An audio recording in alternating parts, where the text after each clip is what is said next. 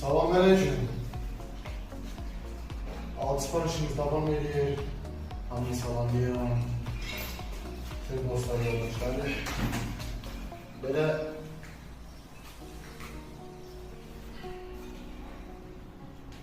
bu nədir? Usta ona deyərəm ki, yaxşı mənada, yoxdan yaratsın. Baba, fikir verin. Fikir verin, gör nədir o? Baxın. Koydum belə. Türk qaydı, baba. Lazeri təqdim. Vurursan, gelir.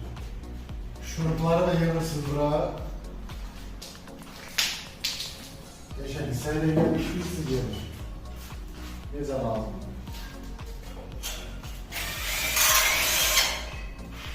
Türk bəziz qızıl üçün. Kimə faydalı olsa istifadə edə bilər. Yaxşı mənada usta yerə yoxdan yaratsın.